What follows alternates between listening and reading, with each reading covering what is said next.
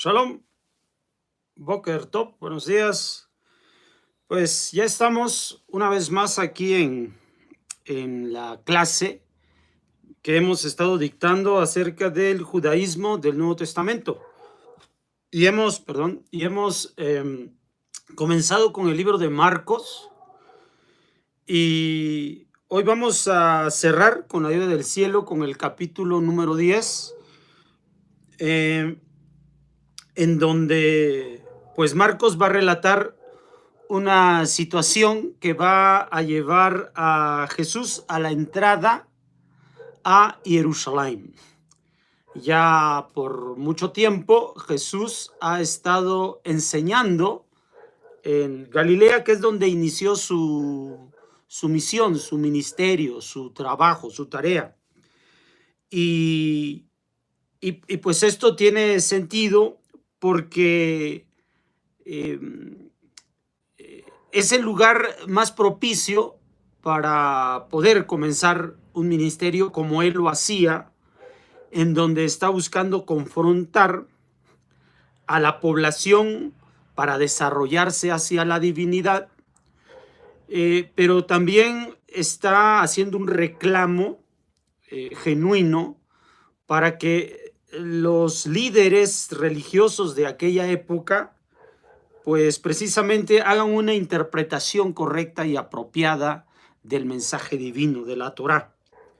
Obviamente, si lo comienza a hacer en Jerusalén, donde vive el grueso de este liderazgo, tendría que ser reducido, tendría que ser apagado de forma inmediata. Al comenzar en Galilea, pues sí, se presta para que se pueda desarrollar el ministerio, el mensaje de Jesús. Pero pues obviamente el grueso del pueblo se encuentra en Jerusalén. Así que debe llegar a Jerusalén con su mensaje, y esto es justamente lo que está narrando el libro de Marcos. Vamos a comenzar con la lectura que está en Marcos 10 a partir del versículo 32. Comienzo con la lectura y me detengo de tanto en tanto para dar una explicación. Iban subiendo hacia Jerusalén y Jesús iba delante. Y ellos iban sobrecogidos y se sentían medrosos. ¿Por qué se sentían medrosos? Por lo que les he platicado, dado que van a Jerusalén, todo grupo es de la es conocido en toda la región que los predicadores que están llevando a la población a una mejor cercanía con Hashem, y que se basa porque no han sido bien educados, entonces al confrontarse con Jerusalén tendría que confrontarse contra los líderes religiosos. Así, y los líderes religiosos de aquella época eran secundados o eran fortalecidos porque tenían una alianza con el Imperio Romano. Entonces, sí, los saduceos, quienes estaban al mando de la enseñanza en Israel en aquella época, estaban siendo atacados en su enseñanza. Entonces habría que demostrar su fuerza. ¿Cómo? Los llevaban, los acusaban ante el ejército romano o el gobierno romano, y entonces el gobierno romano tomaba cartas en el asunto, y ese es el detalle, ¿no? Entonces, por esta razón, dice, iban sobrecogidos y le seguían medrosos, con miedo. Y tomando de nuevo a los 12, comenzó a declararles lo que había de sucederle. Los 12. Bueno, aunque ya hemos escuchado en la narración de Marcos el número de 12, que son los 12 discípulos de Jesús, estos 12 van a significar como un individuo representando a cada uno de los de las tribus de Israel, las 12 tribus de Israel. Como sabemos, cada que había una misión, se elegía a uno de los principales de cada tribu y entonces así iban a la misión. Luego entonces eran encargados con la tarea que el pueblo les había encomendado. Luego sabemos un caso en el que lo que conocemos como los Meraglim, los espías, ellos cuando regresaron después de haber ido a indagar cómo estaba la tierra de Canaán, llegan y hacen un reporte.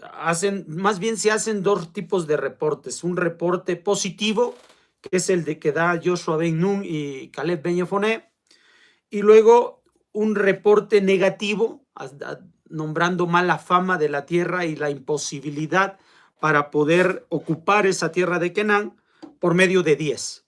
Desde entonces vamos a tener esa división, esa fractura dentro del pueblo, porque al final se va a separar la propia nación de Israel en 10 tribus y 2 tribus. O sea, allí se ve que gracias a causa de esa fractura que hubo con los Meraglim, también dio como resultado histórico una fractura en toda la nación. Cuando se nombra a los 12, está significando la unión del pueblo de Israel. Por eso es que va Jesús a nombrar a 12. Ahora, estos 12 cuando son nombrados, ¿cómo es que se va a lograr la unión? Estos 12 cuando son nombrados, recordemos, Marcos primeramente llama a Pedro y a Andrés, que están ellos pescando, y les hace saber: vengan, síganme, porque los haré pescadores de hombres. Esta fue la palabra que les dio, una palabra de servicio, una palabra de tarea que les estaba dando a Andrés y Pedro, y ellos inmediatamente dejaron la barca y siguieron a Jesús. Inmediatamente después, dice el texto, que encontraron a Santiago y a Juan en la barca con su padre y con unos trabajadores. Y de pronto nada más dice el texto que llegaron, que los llamó y ellos llegaron y comenzaron a seguir a Jesús. También pasa con el caso de Leví, que es Mateo, y él estaba en la mesa de los publicanos cobrando los impuestos, lo llama y él lo sigue. Entonces, esto significa que no hay mayor conocimiento de la tarea que iban a ejecutar los discípulos al seguir a Jesús, lo cual significa que se emprenden hacia lo desconocido, ¿ya? Eso es un elemento de fe. Esto es lo que está resaltando Marcos: el poder caminar sin conocer el rumbo. Tampoco conocen a Jesús, no saben quién es Jesús, no lo conocen, no saben la tarea que van a desempeñar. Esto es semejante a lo que ocurre con el llamado de los distintos profetas en la antigüedad y del propio Abraham Avinu, quien es invitado a salir de la tierra de Ur y más tarde de Harán, para que pueda encaminarse a los destinos de Hashem, quien solamente le dijo: te voy a dar una tierra en herencia, pero no conocía más, no había más. Esto habla de la fe que hay en estos individuos, ¿no? Así que una fe semejante. Esto es lo que precisamente va a unir a la nación de Israel una vez más. Es una fe. Es la fe de trascender, es la fe de hacer algo diferente, algo grande y diferente, a pesar de que el momento en que se inicia ese llamado no se conoce. O sea, justamente eso es la fe, saber que se va a alcanzar a participar en un evento hasta ahora desconocido, pero ya sabemos, terminará siendo grandioso. Sin embargo, aquí ellos, pues por lo que dice Marcos, solamente confían en ellos mismos, están confiando en ellos mismos, ¿sí? Porque a Jesús no lo conocen, no saben la obra que viene. Sin embargo, es lo que Marcos quiere expresar, que ellos le dan valor a esto que han iniciado. Entonces comienza a declararles lo que había de sucederle. Subimos a Jerusalén y el Hijo del Hombre será entregado a los príncipes de los sacerdotes y a los escribas, y le condenarán a muerte y entregarán a los gentiles. Bueno, aquí les aclara por tercera ocasión, pues ya lo ha hecho previamente, ha anunciado lo que va a ocurrir cuando ya la misión se dirija hacia Jerusalén por causa, como dice aquí el texto, de los príncipes de los sacerdotes, de los Kohanim. Recordemos que los príncipes de los Kohanim entonces eran los Hashmonaim, eran descendientes de los Hashmonaim. Y los Hashmonaim habían ocupado ese lugar a partir de lo que sucedió con los eventos que van a terminar siendo el relato de Hanukkah. Entonces, ellos se apropian del servicio de la Keuná a pesar de que no vienen directamente de Aharón, no son descendientes directos de Aharón. Entonces, esto es un reclamo. Obviamente, hay un reclamo por parte de todo el pueblo, y quienes reclaman estos, quienes se separan de esa directriz de servir en el templo, porque no hay la Keuná, no hay el sacerdocio de acuerdo a los preceptos de la Torá, a las normas de Moshe. Estos que se separan y que comienzan a enseñar son los perushim, los fariseos. Por eso precisamente de ahí viene la palabra perush, que significa separado, porque se separan de las normas hasta entonces seguidas en el templo. Por eso el lugar donde ellos se desarrollaban bien era lejos del templo, es decir, en Galilea. Ahí era el lugar de los fariseos, y ahí comenzaba su enseñanza hasta que ésta se consolidaba. Allí, por eso va a comenzar la enseñanza de Jesús. Pero al acercarse a Jerusalén va a entrar en terrenos de estas autoridades, y lo más seguro, lo que ocurrirá es que va a ser apresado y va a ser llevado a la muerte. O sea, no es difícil entender que en esto se va a resolver esta situación, en esto va a terminar la situación. Y le condenarán a muerte y le entregarán a los gentiles, porque el ejercicio de muerte no puede ser llevado a cabo por un gobierno subordinado, como es el caso de los sacerdotes de Jerusalén, dado que ellos están subordinados al gobierno romano, y los romanos entonces son los gentiles. Por lo tanto, el pueblo hebreo, o en este caso las autoridades hebreas, van a tener que llevarlo a, como hacían con todos aquellos que estorbaban al funcionamiento del templo y de estos falsos Kohanim.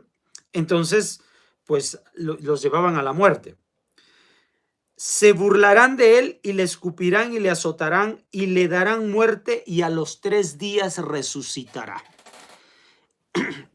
Aquí también está anunciando no solamente lo que ocurrirá, que es natural, les digo que es natural que ocurra, que él sea llevado a la muerte y sea ofendido por los gentiles, porque esto es posible de ser, porque ya ha sucedido con otros. Cada vez que un predicador, un hombre con los niveles que hasta entonces de fama como los que Jesús ya tenía, habían ido a Jerusalén y les habían ocurrido tales cosas. Por esta razón es que en aquellos días se supo que había muchos hombres que posiblemente fueran el Mesías. Y Jesús es uno más entre todos ellos, ¿ya? Pero él anuncia algo aquí. Él, en donde se da a conocer el conocimiento y el desarrollo que tiene Jesús, es el de anunciar que va a morir. Bueno, ¿por qué va a morir Jesús? Pues porque es un ser humano, es como todos nosotros, es de carne y hueso, y por esta razón es que él muere, pues solamente muere alguien que tiene cuerpo, o sea, un ser humano, porque somos mortales. Entonces Jesús va a venir a la muerte, pero él anuncia algo importante, que sobre todo va a mantener la fe. Es el modo de mantener la fe para nuestro pueblo en aquellos días, porque sabiendo que son sujetos a opresión por los romanos, se busca tener una esperanza, y esta esperanza es, aunque aquí nosotros tengamos una vida de sufrimiento, vamos a llegar a tener una vida donde vamos a estar mejor que la posición que tenemos. Por esta razón es que se le pronuncia cada vez que ocurre esto, que él anuncia su muerte, se anuncia como el Hijo del Hombre. El Hijo del Hombre es una palabra o una frase que es introducida al Tanaj por medio de Daniel el profeta, o al menos él enfatiza más en el concepto del Hijo del Hombre. Pero también Daniel, una de las cosas que hace cuando uno lee el libro, el texto de Daniel, que el profeta Daniel escribió, va a encontrar que se anuncian diferentes sueños, profecías, en las cuales el pueblo de Israel va a vencer sobre todos sus enemigos. Esto es una constante que se ha dado para nuestro pueblo desde la salida de Misraim.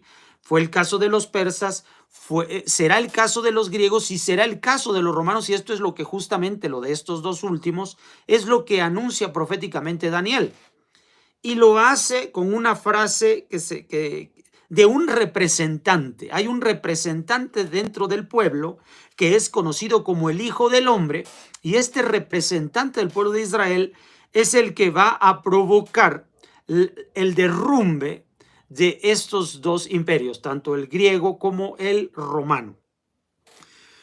Anunciado Daniel, para entonces ya había sido derrumbado el imperio griego, pero estaba en vigencia el imperio romano.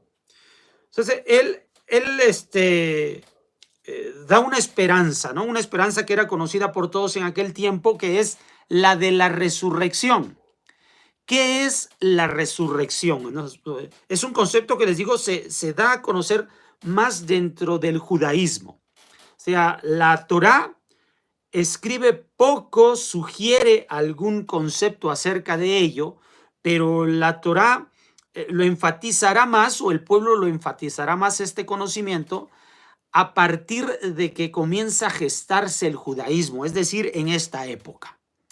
En esta época se daba aliento a que la nación para Israel, el pueblo para Israel, está por fuera de este escenario natural, más bien está dentro de un escenario espiritual, y por esta razón, bueno, hay diferentes conceptos, hay cantidad de escuelas muy grandes, pero obviamente estamos viendo aquí que Jesús va a enfatizar en que hay que él simpatiza con la idea, bueno, él cree estar seguro que lo que ocurrirá es algo extraordinario en el que él resucitará de entre los muertos. Entonces, al vencer a la muerte, va a poder significar que podrá vencer incluso el castigo mayor que le impone el imperio romano en esa época. O sea, que superará al imperio romano. Y ahí es donde dice, a los 3 días resucitará. Esto de la resurrección significa, viene de la palabra resucitar, o sea, volver a suceder.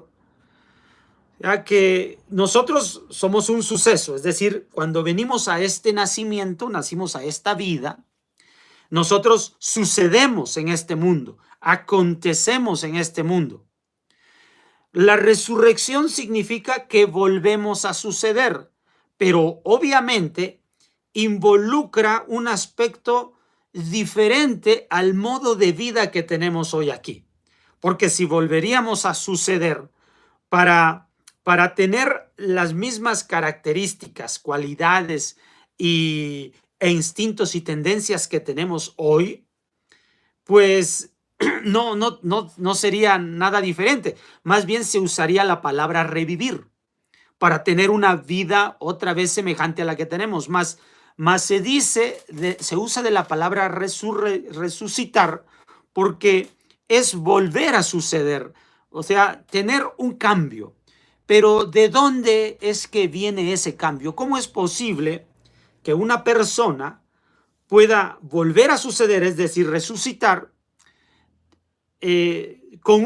una propiedad diferente, pero ¿cómo es que esta propiedad puede alcanzarse? Bueno, por esta razón es que comienza a enseñarlo a los discípulos, que son 12, y comienza con esta aventura en la que no saben lo que sucederá, mas sin embargo lo siguen. Esto es lo que Marcos recalca de estos 12, la característica de estos 12. Nombra a 5, pero es el simbolismo de los 12. O sea, donde simple y sencillamente Jesús les dice, síganme, y ellos lo siguen, sin averiguar nada más. O sea, que es echarse a la aventura.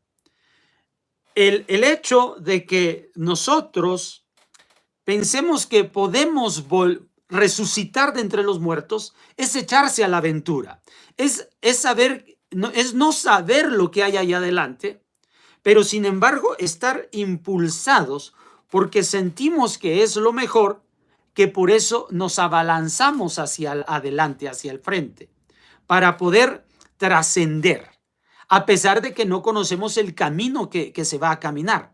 Entonces, este es el concepto esencial de la resurrección, que nosotros vamos a tener una nueva vida, vamos a volver a suceder, pero definitivamente este nuevo acontecimiento, este nuevo acontecer en la persona, en el individuo, deberá ser diferente, pero ¿de dónde recoge la energía para poderlo hacer diferente?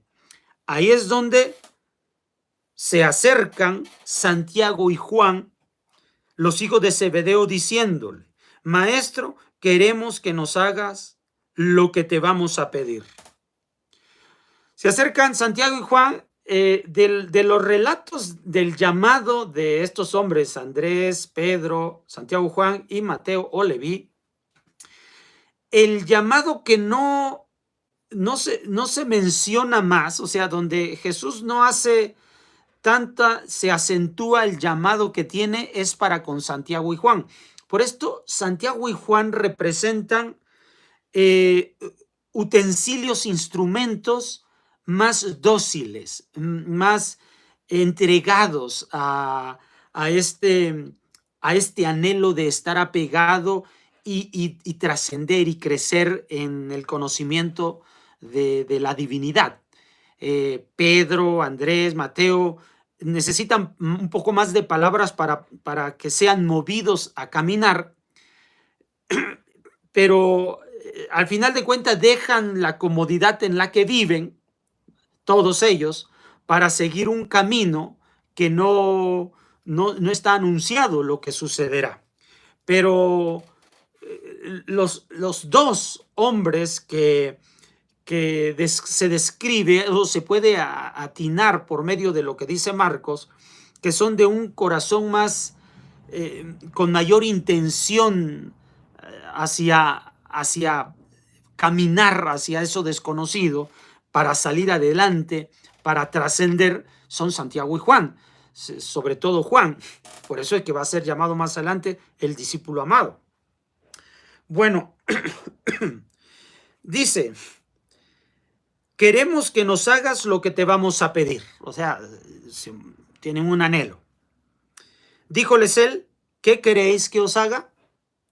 Ellos le respondieron, que nos sentemos el uno a tu derecha y el otro a tu izquierda en tu gloria. O sea, ya están convencidos, va a resucitar, han oído la voz del maestro, va a resucitar Jesús, van a resucitar también ellos. Por eso en su gloria quieren ser uno a la derecha y otro a la izquierda. ¿Se acuerdan que que en otras ocasiones lo había anunciado ya Jesús sobre este acontecimiento de que moriría, y Pedro dijo, no, que eso no te suceda? Entonces, ahí vemos el carácter, un carácter no dócil, sino más bien reacio, porque no comprende. Aquí ellos están comprendiendo porque, como les digo, tienen una mayor claridad para hacer esa transición, no así el caso de Pedro, pero sí el caso de Juan y Santiago. Es un simbolismo, por eso es que son ellos los que se acercan a Jesús. Habla del carácter que cada uno de estos hombres tiene. Ellos le respondieron que nos sentemos uno a tu derecha y el otro a tu izquierda en tu gloria. Jesús le respondió, no sabéis lo que pedís. ¿Podéis beber del cáliz, de la copa que yo he de beber y ser bautizados en el bautismo en que yo he de ser bautizado? Jesús les pregunta dos cosas, ¿no? Cada vez que alguien hace una pregunta, se le responde con otra pregunta. Esto es clásico dentro del judaísmo. Dice, a ver, ¿ustedes creen que pueden tomar de la copa en la que yo bebo y ser bautizados en el bautismo que va a ser bautizado? Le contestaron, sí que podemos. O sea, se equiparan a Jesús. Se equiparan a Jesús. ¿Ya? Y esto significa, bástele al alumno ser como su maestro. Así es un dicho muy mencionado entre nosotros. Que le contestaron, sí que podemos. O sea, se colocan a la estatura de Jesús. Les dijo Jesús. Ahora, en estas preguntas que les ha hecho Jesús, en estas dos, de la copa y el bautismo. Ahora, lo curioso es que habla de un bautismo cuando todos sabemos que ya Jesús fue bautizado por Juan el Bautista en el Jardín. Aquí no hay otra cosa más que dice, yo he de ser bautizado. Se está hablando de esta misma actividad que alcanzará, que es la resurrección. De eso está hablando ahora el nuevo estado que adquirirá, porque el bautismo es un rito de purificación, lo que habla que va a entrar a una nueva etapa de servicio, una nueva forma de servicio. Es decir, Jesús, recuerden que él recibió del Espíritu, es decir, a su interior llegó el conocimiento de vivir una vida a la que todavía no sabía a qué era empujado, mas él obedecía. Y esto es lo que le ocurrió cuando fue purificado, fue bautizado en el Jardín. E inmediatamente ahí comenzó su misión, su ministerio. Luego ellos dijeron, entendiendo estas dos preguntas que Jesús les hace, el cáliz que yo he de beber, lo beberéis. O sea, el cáliz, la copa, es un recipiente, es un cli, es un recipiente. El recipiente somos nosotros somos el recipiente. O sea, a nivel de la creación de Akadosh Baruj Hu, nosotros somos el instrumento que es capaz de recibir lo que viene del cielo. Esta copa es la que nosotros usamos para el kiddush, es decir, es para realizar un rito de Kedushá. Hablando entonces simbólicamente, significa que nosotros somos un recipiente para que podamos adquirir la Kedushá, la santidad, y de este modo podernos mover a la gloria, que es lo que va a mencionar estos dos hombres cuando le dicen a Jesús: queremos ocupar en tu gloria el lado derecho y el lado izquierdo. Entonces, para esto, primeramente, nosotros debemos ser un recipiente que es un rito importante para la Kedushá, para hacer un Kiddush, para hacer un acto de Kedushá. Entonces, la copa se llena y entonces sirve para llevarnos a la santidad. Es decir, nosotros, la persona, el individuo, debe ser llenado por parte del cielo para que se abra la oportunidad de ser introducido a un acto de santidad, que es lo que sigue a continuación: y con el bautismo con que yo he de ser bautizado, seréis bautizados vosotros. Es decir, la Kedushá, la santidad, es lo que va a provocar que podamos llegar a ser introducidos a una nueva forma de vida, a una nueva forma de existencia. Esto es el nuevo bautismo en el que Jesús va a participar. O sea, Jesús había sido bautizado por aguas, pero ahora va a ser bautizado. Ese bautismo está en conexión con resucitar de entre los muertos. Ese bautismo es para introducirlo en la gloria. Para poder ser introducidos en esa gloria, para poder resucitar de entre los muertos, en otras palabras, nosotros necesitamos ser llenados de Kedushá, ser un Kadish, ser santos. Por esto, Jesús continúa, dado que la respuesta de ellos es afirmativa, es decir, el concepto ya lo tienen estos dos hombres. Pero sentaros a mi diestra y a mi siniestra no me toca a mí dároslo, sino que es para aquellos para quienes está preparado, porque esto es un designio que solamente está en Hashem. Así como Hashem seleccionó a Jesús para que él fuera el iniciador de esta tarea de mostrar al pueblo de Israel, de mostrar a los de entonces cómo es que va uno a llegar al nuevo estado que se espera que llegue el ser humano. Jesús está convencido que nosotros vamos a trascender, que vamos a resucitar, y comienza a vivir una vida para demostrar cómo se debe vivir y poder alcanzar la gloria de Hashem. Los discípulos lo están comprendiendo, Juan y Santiago lo están haciendo, pero todo eso solamente está en el poder de Hashem. Continúa. Y los 10, oyendo esto, se enojaron contra Santiago y Juan. Puede que ellos son más críticos porque tienen otro nivel. No son tan sencillos, no son tan dóciles. Ya que sabéis,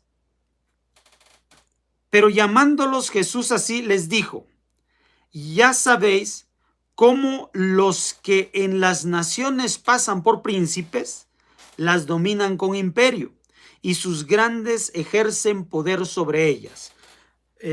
Pues aquí está comparando la existencia de sus 12 discípulos de Jesús como personas que van a ser influyentes a partir de ahora, pero que no caigan en el error que caen la mayoría de los hombres que son influyentes sobre sus naciones. Ellos dominan con imperio y sus grandes ejercen poder sobre ellas, es decir, se sirven de ellos. Estos grandes de las naciones, las personas que no tienen el concepto de desarrollar y trascender, de resucitar de entre los muertos, de alcanzar la gloria, el Olam Abba. No ha de ser así entre vosotros, antes si alguno de vosotros quiere ser grande, sea vuestro servidor. Entonces, el nivel de Kedushá va a ser una una diferencia, va a tener una característica. ¿Cuál es esa característica? La característica de producir en nosotros el servicio, el hecho de servir. Como se usa de las naciones del mundo, son servidores públicos, pero nos damos cuenta que no sirven al pueblo, sino que se sirven de ellos. Mas sus discípulos de Jesús serán verdaderos servidores de los demás. El que de vosotros quiera ser el primero, sea siervo de todos. Entre más personas tú atiendas, tú sirvas, tú te des a ellos, le des prioridad a sus vidas antes que a la tuya propia, o sea, les sirvas propiamente, este será grande. Y el que de vosotros quiera ser el primero, sea siervo de todos, pues tampoco el Hijo del Hombre, otra vez, el Hijo del Hombre, relato que tiene que ver con Daniel, el Hijo del Hombre no ha venido a ser servido, sino a servir y dar su vida para redención de muchos. ¿Qué significa? Está demostrando Jesús a través de estas palabras que Él es el primero de todos que va a hacer una vida de servicio por los demás al grado mayor, porque hasta ahora ha estado Él sirviendo a todos, desde la Galilea, todo lugar donde se encuentra, ha servido a todos, ha ayudado a los enfermos, ha ayudado a los endemoniados, ha ayudado a los hambrientos, ha ayudado a todos, ¿sí? Jesús ha ayudado a todos. El Hijo del Hombre significa un representante.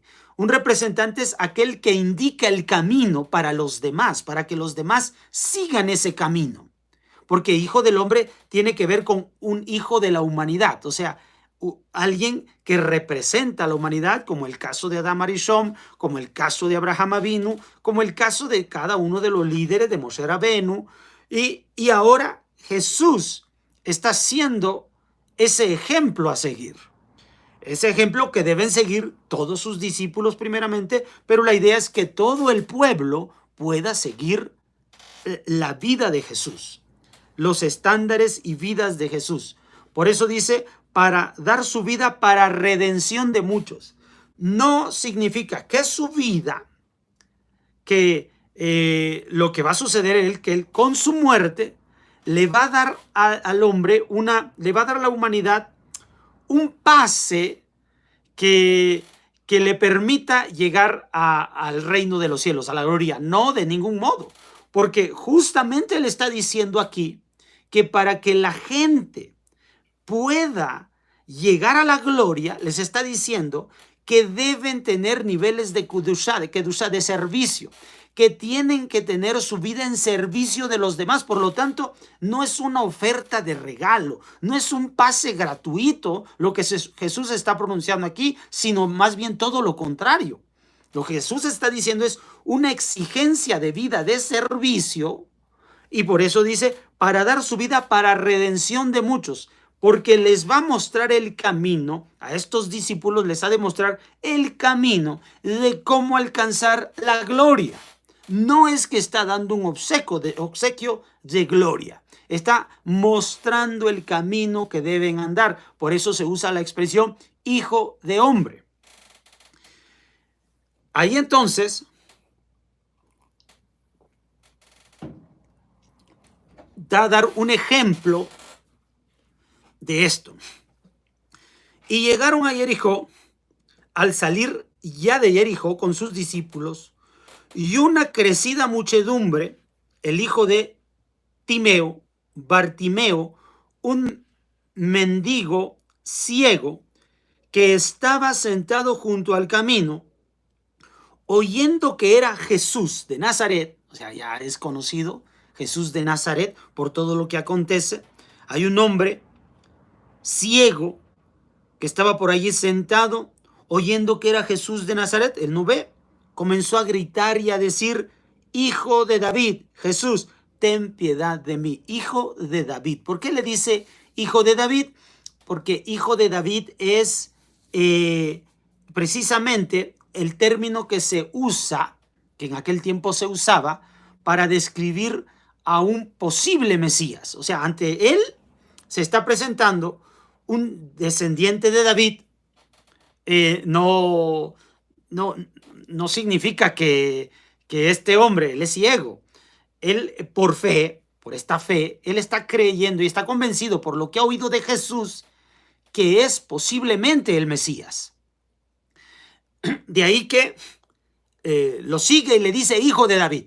Es una conclusión a la que él ha llegado. No es que ha estudiado, él no se ha dado cuenta que si hay un linaje en Jesús, todo esto ocurre en voz popular, o sea, es lo que se oye en el pueblo. Entonces, él menciona hijo de David por todo lo que oye que Jesús viene haciendo. Se levanta y comienza a gritar, hijo de David, Jesús, ten piedad de mí. Y muchos le increpaban para que callase, pero él le gritaba mucho más, hijo de David, ten piedad de mí. Entonces, ¿por qué le gritaban que se callara? Porque declarar a uno como hijo de David en Jerusalén es pena de muerte. Entonces, no nada más así porque sí se va a levantar una voz popular y va a decir, este es el posible Mesías, porque conlleva riesgo. Riesgo no solo para el que está dando la voz al cielo, elevando su voz, haciendo saber a todos que él confía que él es el Mesías, sino que también pone en riesgo la vida de ese propio hombre. ¿Ya? Esta es la historia que sucedía en aquel tiempo. Por esta razón es que le decían que mejor se callara. Pero él gritaba mucho más, hijo de David, ten piedad de mí. Se detuvo Jesús y dijo, llamadle. ¿Por qué se detiene Jesús? Porque obviamente en toda la antigüedad, o sea, en anterioridad, cada vez que alguien se atrevía a revelar que Jesús más bien parece conducirse como el posible Mesías para el pueblo de Israel, él siempre le decía que se callara, que no denunciara esto, que no lo anunciara. Y luego ellos lo seguían proclamando. ¿Por qué lo hacía así? Porque no quería que se anticipara el momento en que hasta ahora es que él está llegando a Jerusalén. Es por eso que ya no lo calla para nada, sino al contrario, secunda, respalda la opinión de este hombre. O sea, lo alienta, en otras palabras. Llamadle. Y llamaron al ciego diciéndole, ánimo, levántate que te llama. Y él tiró el manto y saltando llegó a Jesús y tomando Jesús la palabra le dijo, ¿qué quieres que te haga? O sea, servidumbre en servicio al pueblo de Israel, a los que necesitan de él. ¿Por qué? O sea, estamos en Jerusalén, estamos llegando a Jerusalén, es todavía Jericó, pero es la zona donde está la influencia de toda esta gente, que son los sacerdotes. Ellos son los que debieran ayudar a esta gente, mas no lo están haciendo. Ve la oportunidad este hombre y comienza a hacerlo. Saltando llegó a Jesús y tomando a Jesús la palabra dijo, ¿qué quieres que te haga? Se pone en servidumbre. ¿Qué hacen las autoridades? No, o sea, a mí dame pleitesía, sírveme a mí, humíllate, es lo que dice la mayoría de los que están en poder, en autoridad. Jesús, ¿qué quieres que te haga? Y el ciego le respondió, Señor, que vea. Jesús le dijo, anda, tu fe te ha salvado. Y al instante recobró la vista y le seguía por el camino. Fíjese, aquí esto es un segundo tipo de discípulo. El primer tipo de discípulo no necesita que lo ayuden, como el caso, sino el de servir, como el caso de Pedro, Andrés, aunque en distintos niveles, Mateo, Santiago y Juan, y eso significa todos los discípulos, ellos se agregan a Jesús en la búsqueda de trascender, de alcanzar la gloria, aunque no saben a lo que se dirigen, pero saben que hacia allá se dirigen. Tienen pequeños esbozos, destellos de esa posibilidad, pero en realidad se avientan a ciegas, pues no saben lo que sucederá adelante. Esto hace Jesús, esto hacen los discípulos. Esta es una de las formas de discípulo que hay, que llegan aquí a la comprensión de la Torá y del servicio al pueblo de Hashem con ese sacrificio, con ese significado de servir. Mas hay otros que llegan porque les tuvieron que cubrir una necesidad y a partir de allí comienzan a seguirle. Es decir, que hay quienes llegan directamente con el anhelo de servir y hay otros que comienzan el proceso del camino de seguir a Jesús, pero porque ya han recibido algo que por ellos mismos no han alcanzado a cubrir. Es decir, porque necesitan ayuda. Esto es lo que marca este último discípulo que se añade. No es de los discípulos de los 12, pero por eso es que no es de los 12, porque él se añade porque ha recibido algo, ayuda externa para poder tener la inspiración de seguir a Jesús. Los 12 anteriores, los que forman parte de Jesús, no recibieron nada a cambio para ser inspirados a seguir a Jesús. Esta es la diferencia. Hay quienes, habiendo sido favorecidos por el cielo, comienzan a caminar por el camino de la santidad, como es el caso de este ciego. Y lamentablemente esa es la posición de la mayoría de los seguidores del camino de Hashem. O sea, solamente están para servirse, pero ellos no pueden liderar, o sea, van a formar parte de los últimos, no van a estar al frente. En cambio, los que al frente se encuentran no necesitaron de nada para ellos, sino que se ofrecieron para servir como el propio Jesús sirve. Esos son los que más necesita nuestro pueblo. Eso es lo que hace falta para que nosotros podamos estar unidos. Por eso es el número de 12. Necesitamos personas, individuos precisamente con carácter, con personalidad, con la voluntad de servir y no para ser servido, no para recibir de gracia. En otras palabras, que tu motivación no sea el de ser servido, sino la de servir y con esto ser el ejemplo para todos los demás que vienen detrás tuyo. Bueno, esto es lo que tenemos para el día de hoy. Nos vemos con la ayuda del cielo la semana que viene. Shalom.